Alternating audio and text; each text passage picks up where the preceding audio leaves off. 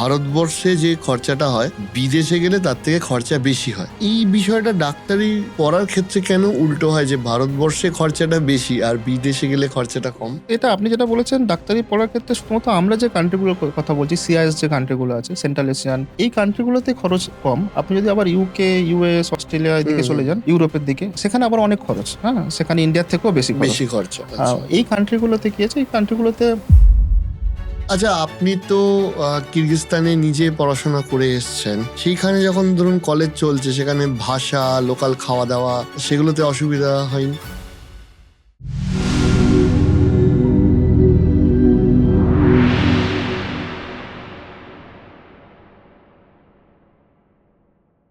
আজকে তো আমি দুজন ডাক্তার মানুষকে পেয়েছি। সো আপনাদের আরেকটা ভূমিকাও আমি জানলাম, যেটা খুব গুরুত্বপূর্ণ। সেটা হচ্ছে ভবিষ্যতের ডাক্তারদের তৈরি হতে আপনারা সাহায্য করেন বা সঙ্গে থাকেন, পথ দেখান বলা চলে। তা আপনি, একটা কথা দিয়ে আমি শুরু করব, সেটা হচ্ছে যে এই যে মধ্যবিত্ত পরিবার, অনেকেরই স্বপ্ন যে আমার ছেলে মেয়ে ডাক্তার হবে, সেই স্বপ্নটা কি আজকে বাংলা থেকে আপনাদের যে কোম্পানি রয়েছে, কনসালটেন্সি কোম্পানি রয়েছে এডুকেশন, তাদের মাধ্যমে কতটা আয়ত্তের মধ্যে এসছে, কতটা সম্ভব ডাক্তার হওয়াটা? ডাক্তার হওয়াটা এখন, আগে যেটা আমরা ভাবতাম যে ডাক্তার হতে গেলে অনেক টাকা খরচ করতে হয়। যদি আমি প্রাইভেটে করতে চাই যে অনেক টাকা খরচ হবে। হয়তো এখানে গভর্নমেন্টে অনেকে ভালো মার্কস পায়, হয়তো কিছু নাম্বারের জন্য গভর্নমেন্টে তারা পেল না। টোটাল অল ওভার ইন্ডিয়াতে আপনি দেখেন নিট পরীক্ষার্থীর সংখ্যা প্রায় ২২ লাখের উপরে। সিট আছে ১,৩০,০০০ মতো গভর্নমেন্ট এবং প্রাইভেট মিলিয়ে। তা এই যে এবং ১১ লাখ ছেলেমেয়ের মতো কোয়ালিফাই করে। নিট কোয়ালিফাই মানে যারা 50 পার্সেন্টাইল পায়। তা প্রায় ১০-১১ লাখ ছেলেমেয়ে যারা কোয়ালিফাই করলো, ১,৩০,০০০ মতো সিট পেল। বাকি যে প্রায় ১০ লাখের কাছাকাছি যে ছেলেমেয়েগুলো যারা সিট পেল না ইন্ডিয়াতে, তারা কোয়ালিফাইড মানে নিট কোয়ালিফাইড, বাট তারা ইন্ডিয়াতে সিট পেল না। কেন? ১ নাম্বার হলো প্রাইভেট কলেজে তাদের টাকা দেওয়ার মতো ক্ষমতা নেই। প্রাইভেট কলেজগুলোতে প্রায় ১,০০,০০,০০০ টাকার কাছাকাছি খরচ, এবং গভর্নমেন্ট কলেজে হয়তো তারা কিছু নাম্বারের জন্য গভর্নমেন্ট কলেজ তাদের হাতছাড়া হয়েছে, সরকারি কলেজ। তো সেই সব স্টুডেন্টগুলোকে, এবং তারা লোয়ার মিডল ক্লাস ফ্যামিলির student, lower middle class family থেকে বিলং করে। আ এদের কাছে টাকা পয়সা যে প্রাইভেট কলেজে ৳১,০০,০০,০০০ খরচ করার ক্ষমতা নেই। সেইসব ছেলেমেয়েগুলোকে আ আমরা ভেবেছি যে এই ছেলেমেয়েগুলোকে যদি ডাক্তার হতে চায়, এরা কিভাবে ডাক্তার হতে পারে? এদের জন্য অ্যাব্রডই বেটার। কারণ অ্যাব্রডে আমাদের যে কলেজগুলো আছে আপনি দেখেন ৩০ থেকে ৩৫ লাখের মধ্যে তার থাকা, খাওয়া থেকে শুরু করে সবকিছু হয়ে যায়। একটা ছেলেমেয়ে ৩০-৩৫ লাখ টাকা তো ওয়ান টাইম দিতে হচ্ছে না। প্রত্যেক বছরে ৫ বছরের কোর্স আছে। ৫ বছরে পার্ট করে দিচ্ছে। কেউ হয়তো কিছু টাকা লোন নিয়ে যাচ্ছে। মিডল ক্লাস ফ্যামিলির ছেলেমেয়ে তো, কিছু লোন নিচ্ছে, কিছু নিজে থেকে এরেঞ্জ করছে, এরকমভাবে যায়। এবার ওখানে পড়ে আসার পরে সবথেকে ডিফিকাল্ট যেটা হলো যে এখানে এসে একটা তাকে লাইসেন্স পরীক্ষা দিতে হয়। সেটার নাম হলো এফএমজি বলে নাম, ফরেন মেডিকেল গ্র্যাজুয়েট এক্সামিনেশন। ওই পরীক্ষাটাতে যদি ও পাস করে যায়, তাহলে এখানে যারা ইন্ডিয়ান ডক্টর, যারা আইএমজি যারা আছে, ইন্ডিয়ান মেডিকেল গ্র্যাজুয়েট আর ফরেন মেডিকেল গ্র্যাজুয়েটের মধ্যে কোনো ডিফারেন্স থাকে না। কিন্তু ওই পরীক্ষাটাতে পাসিং রেট অনেক কম। ২৫-৩০% মতো পাসিং রেশিও থাকে।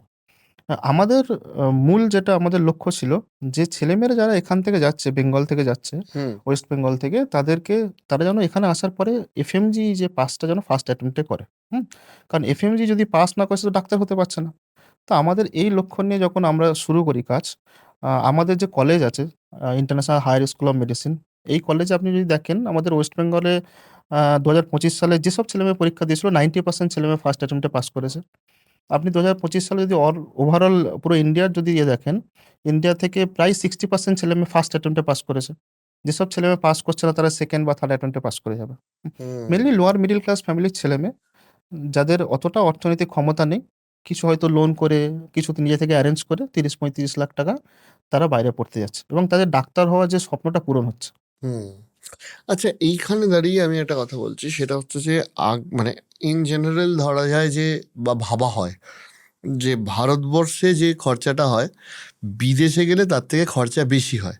কিন্তু এই বিষয়টা ডাক্তারি পড়ার ক্ষেত্রে কেন উল্টো হয় যে ভারতবর্ষে খরচাটা বেশি আর বিদেশে গেলে খরচাটা কম? আ ডাক্তারি পড়ার ক্ষেত্রে বলতে, এটা আপনি যেটা বলেছেন ডাক্তারি পড়ার ক্ষেত্রে শুধুমাত্র আমরা যে কান্ট্রিগুলোর কথা বলছি, সিআইএস যে কান্ট্রিগুলো আছে, সেন্ট্রাল এশিয়ার যে কান্ট্রিগুলো আছে, কিরগিজস্তান, উজবেকিস্তান, কাজাকিস্তান, বা জর্জিয়া, এই কান্ট্রিগুলোতে খরচ কম। আপনি যদি আবার ইউকে, ইউএস, অস্ট্রেলিয়া হুম এদিকে হুম চলে হুম। যান, ইউরোপের দিকে, সেখানে আবার অনেক খরচ, হ্যাঁ? সেখানে ইন্ডিয়ার থেকেও বেশি খরচ। বেশি খরচা, আচ্ছা। এই কান্ট্রিগুলোতে কি আছে, এই কান্ট্রিগুলোতে যেহেতু এই ছোট কান্ট্রি, এগুলো ছোট, ছোট একেকটা কান্ট্রি। এখানকার মেডিকেল কলেজ করতে গেলে, আমাদের ইন্ডিয়াতে একটা মেডিকেল কলেজ করতে গেলে যে পরিমাণ ইনভেস্টমেন্ট লাগে, যে পরিমাণ খরচ লাগে, যে পরিমাণ ইনফ্রাস্ট্রাকচার, এইরকম ইনভেস্টমেন্ট ওখানে লাগে না, হ্যাঁ? আর সবথেকে বড় জিনিস হলো যে ওখানে যে কলেজগুলো আছে না, বেশিরভাগ কলেজে আপনি যদি দেখেন, আমাদের ইন্ডিয়াতে যেমন একটা কলেজে ধরুন আ ১০০ বা ২০০ সিট, ১০০ সিট, ১৫০ সিট বা ২৫০ সিট প্রাইভেট হুম হুম কলেজগুলোতে। হুম। ওখানে একেকটা কলেজ একেকটা ইউনিভার্সিটি। হুম? আ ওই ইউনিভার্সিটিতে ৪০০-৫০০ পর্যন্ত বাচ্চা অ্যাডমিশন হতে পারে। ফলে হিউজ নাম্বার অফ স্টুডেন্ট যখন অ্যাডমিশন হচ্ছে, তার রেভিনিউটা তো বেশি হচ্ছে একটা ব্যাচ থেকে। ফলে ঠিক আছে? অ্যাভারেজিংটা কমে হ্যাঁ, যাচ্ছে। ফলে অ্যাভারেজ কমা যাচ্ছে। আচ্ছা, আপনি তো কিরগিজস্তানে নিজে পড়াশোনা করে এসছেন। সেইখানে যখন ধরুন কলেজ চলছে, সেখানে ভাষা, লোকাল খাওয়া-দাওয়া, সেগুলোতে অসুবিধা হয়নি তখন পড়াশোনা করতে গেলে? বেসিক্যালি আমাদের কলেজটা একটা মিনি ইন্ডিয়ার মতো ছিল। হুম, আমরা আমাদের কলেজে সমস্ত ইন্ডিয়ান স্টুডেন্ট পেয়েছি। আর কলেজের বাইরে যখন আমরা বেরোতাম হস্টেল থেকে বাইরে, they are very helpful. They are very like jolly and তারা ওই ইন্ডিয়ানসদের না খুব ভালো ওয়েলকাম করতো। Hmm, Indian culture, Indian songs, তারপরে ইন্ডিয়ান ডান্স, অ্যাটায়ার সবকিছু না ওরা খুব খুব ওয়েলকামিং ছিল ইন্ডিয়ানসদের জন্য। তো কালচারাল কোনো প্রবলেম হয়নি ফার্স্ট অফ অল তো। আর খাওয়া-দাওয়া আমরা হস্টেলে নিজেদের মতো মানে ইন্ডিয়ান ফুড পেয়ে যেতাম। হুম। আর বাইরে লোকাল ফুড তো ছিল। They are also very tasty but এবার এই হ্যাঁ। এই যে এই জায়গা থেকে আমার একটা প্রশ্ন থাকে। সেটা হচ্ছে যে, এই যে বাইরে ১ম এ যারা পড়তে যায়, মানে সেটা যেকোনো সাবজেক্টেরই হোক। ১ম এ যাওয়ার সময় কি, কি ভয়গুলো কাজ করে মনে? যে বাইরে মানে যখন আপনারাও গেছিলেন, কি, কি ভয় আসছিল মনে যে একটা ভাষা আলাদা, খাওয়া-দাওয়া আলাদা। সেগুলো কি, কি ভয় কাজ করে? ১ম এ ফার্স্ট ইয়ারে যাওয়ার সময় তো খুবই ভয় লাগছিল যে ওখানে গিয়ে ইন্ডিয়ানস পাবো কিনা? কোনো ইন্ডিয়ান শুধু ওয়েস্ট বেঙ্গলে যাদের সাথে আমি যাচ্ছি তারা ছাড়া আর বাকিরা কি লোকালস থাকবে? ইন্ডিয়ান কি আর পাবো না? তারপরে আর ইন্ডিয়ানকে কিভাবে ইয়ে করে? বাট ওখানে গিয়ে দেখলাম ইটস এন্টায়ারলি ডিফারেন্ট। লাইক ওখানে ইন্ডিয়ারই বেশিরভাগ স্টুডেন্টরা আমাদের ইউনিভার্সিটিতে পড়তো। তো একবার যাওয়ার পরে না ধীরে, ধীরে ১-২ মাসের পরে ভয়টা কাটতে থাকলো। তখন মানে আমার ওটা ফাইনাল ইয়ার অবধি আমার একটা পুরো দুনিয়া হয়ে গেছিল হুম, হুম, হুম। কলেজটা। কলেজ কিরগিজস্তান দেশটা মানে ওখানে তো অনেক ঘোরারও জায়গা থাকে। হ্যাঁ। এটাও একটা এক্সপেরিয়েন্স যে বিদেশে পড়তে যাওয়া মানে একটা মানে বিদেশে যাওয়ার যে জড়তা সেটা কাটিয়ে বেরোনো। যদি কিছু করতে হয় জীবনে, যারাই করেছে দেখবেন, ঘর থেকে তো বাইরে বের হতেই হবে। ঠিক আছে?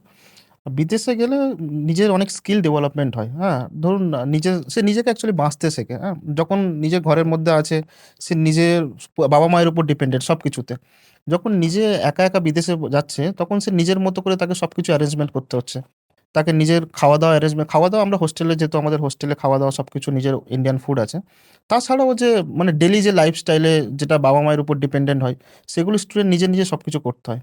১ নাম্বার। 2nd নাম্বার হলো ওখানে অনেক কিছু ডিসিপ্লিন শিখতে পারবে। আপনি জানেন ওই কান্ট্রিগুলোতে প্রচুর ডিসিপ্লিন ওরা মেইনটেইন করে। আমাদের এখানে যেমন আমরা যাচ্ছি, রাস্তায় যেতে, যেতে হয়তো রাস্তার পাশে কেউ থুতু ফেলছে, পিক ফেলছে, বা হয়তো কোনো একটা কিছু খেতে, খেতে সেই যেটা খাবার প্যাকেটটা রাস্তার ধারে ফেলে দিচ্ছে, হ্যাঁ? কিন্তু আমি ৫ বছর বা ও 5 বছর ওখানে থাকার পর আমাদের মধ্যে একটা ডিসিপ্লিন এসছে যে আমরা রাস্তায় যেতে, যেতে যদি কিছু খাই, খাবার প্যাকেটটা কিন্তু যদি ৫০০ মিটার দূরেও হয় ডাস্টবিনে গিয়েই আমরা ফেলবো। হুম। ঠিক আছে? 2nd নাম্বার হলো যে শুধু এইরকম ডিসিপ্লিন না, অনেক ডিসিপ্লিন। ধরুন আমরা যখন গাড়িতে যাই, ওখানে বাসে বা কোথাও মানে লোকাল যে ট্রাভেল করি, তখন একদম পিন ড্রপ সাইলেন্ট, একদম সাইলেন্টলি ভাবে যেতে হয়। আওয়াজ করলে ওরা নিজেরাই বলে যে, "আওয়াজ করো না।" এই জায়গায় আরেকটা প্রশ্ন আসে, সেটা হচ্ছে ইউরোপিয়ান অনেক কান্ট্রিতে বা বিভিন্ন অস্ট্রেলিয়াতেও টু সাম এক্সটেন্ট দেখা গেছে যে ভারতীয়দের ওপর একটা বর্ণবিদ্বেষীমূলক আচরণ সেখানকার লোকাল লোকজন করেছে। সেন্ট্রাল এশিয়াতে কি এটা ঘটে না? না, সেন্ট্রাল এশিয়াতে বর্ণবিদ্বেষটা হয় না। আপনি যদি দেখেন আমাদের কিরগিজস্তান বা আরো জর্জিয়া, এই যে কান্ট্রিগুলোর সঙ্গে ইন্ডিয়ার সম্পর্ক খুবই ভালো। আর 2nd নাম্বার হলো এত পরিমাণ হিউজ মানে অ্যামাউন্ট অফ এটা খুব ইম্পর্টেন্ট হ্যাঁ, ইস্যু হ্যাঁ। অ্যাকচুয়ালি। এত হিউজ পরিমাণ ইন্ডিয়ান স্টুডেন্ট আছে। কিরগিজস্তানে তো ১৮,০০০ ইন্ডিয়ান স্টুডেন্ট ডাক্তারি পড়ছে। ওকে। ১৮,০০০। আমাদের বেঙ্গল থেকে প্রায় ১,৫০০ এর উপরে, ১ থেকে ১,৫০০ এর উপরে ছেলেমেয়ে ডাক্তারি পড়ছে। আমাদের পার্সোনাল যদি বলেন, আমাদের ইউনিভার্সিটিতেই তো অলমোস্ট ৪০০ র উপরে ছেলেমেয়ে, ৪-৫০০ র উপরে ছেলেমেয়ে বেঙ্গলের আছে। ফলে এত পরিমাণ ছেলেমেয়ে ইন্ডিয়ান ওখানে হয়ে গেছে না, ওরা নিজেরা একটা কমিউনিটি মতো তৈরি করে হুম। নিয়েছে, হ্যাঁ? তো ওদের কোনো প্রবলেমই হয় না। যদি কিছু প্রবলেম হয় একজন অন্যজনকে হেল্প করে।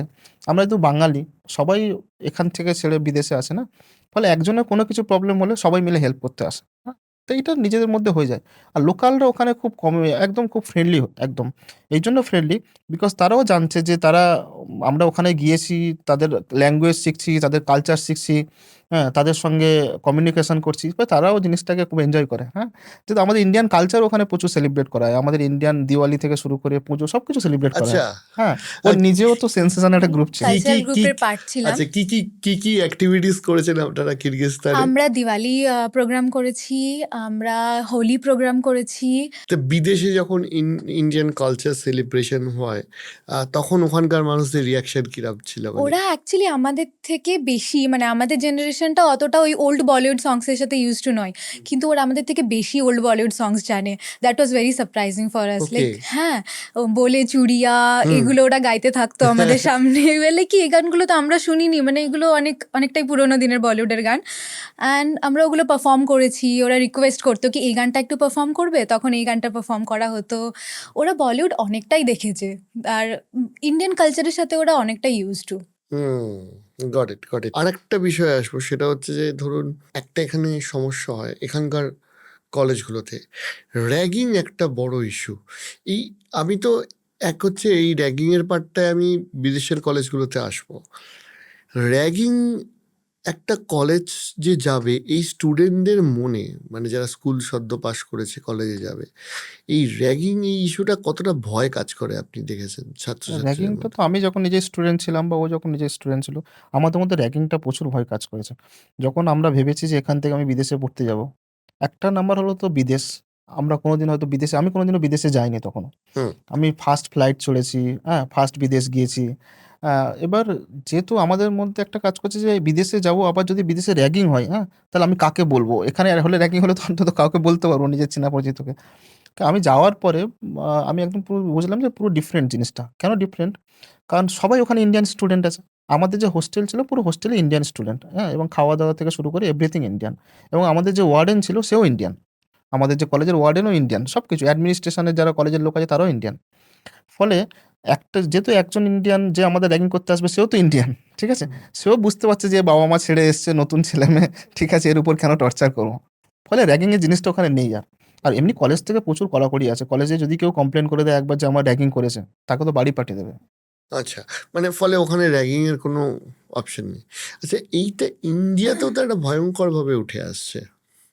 তো ইন্ডিয়াতে মানে আপনি এরকম কোনো ছাত্রছাত্রীর সাথে কথা হয়েছিল যে যারা আমার র্যাগিংয়ের শিকার? বন্ধু-বান্ধবরা যখন পড়তো আমাদের সঙ্গে, যখন আমরা একসঙ্গে পড়াশোনা করেছি, যখন নিটের কোচিং নিয়েছি, আমার অনেক বন্ধু-বান্ধব তো যারা ইন্ডিয়াতে পড়াশোনা করছে মেডিকেল কলেজগুলোতে, সরকারি কলেজগুলোতে। সব কলেজে র্যাগিং হয় না। কিছু, কিছু কলেজে তো র্যাগিং হয়, হ্যাঁ? হুম। বাট র্যাগিংটা একটা নির্দিষ্ট মাত্রায় হলে ঠিক আছে, যে ফ্রেন্ডলি র্যাগিং, কিন্তু ঐরকমভাবে তো র্যাগিং হয় না। কিছু, কিছু জায়গায় এত মানে বেশি পরিমাণে হয়ে যায় র্যাগিংটা যে স্টুডেন্ট তখন সেটা নিজেকে ভাবে যে কেন আমি এই প্রফেশনে এলাম? হয়তো আমার এই প্রফেশনে এসেছি র্যাগিং হওয়ার জন্য। মানে নিজেদের মধ্যে একটা ডিপ্রেশন কাজ করে। ১ নম্বর হলো ফার্স্ট ইয়ারে গিয়েছি, আমি মেডিকেল পড়তে গিয়েছি। মেডিকেলটা মানে প্রচুর ভাস্ট একটা জিনিস। ১৯ টা সাবজেক্ট পড়তে হয়। সকাল থেকে সন্ধ্যা পর্যন্ত ক্লাস করতে হয়। তারপরে আমি যখন সন্ধ্যাবেলা যখন রুমে আসলাম, যখন নিজে যে কাজগুলো, পড়াশোনাগুলো করার টাইমে যদি আমার র্যাগিং হয়, আমি নেক্সট দিনে আমি পড়াশোনা, সেটা যে পড়াটা আছে টিচারকে আমি দিতে পারছি না পড়াগুলো। ফলে নিজের মধ্যে ডিপ্রেশন কাজ করে। এই জিনিসটা খুবই বাজে। অনেক মেডিকেল কলেজে হয়। বাট আস্তে, আস্তে এই জিনিসটা অনেকটা কমে গেছে। এখন তো খুব কম হয় জিনিসগুলো।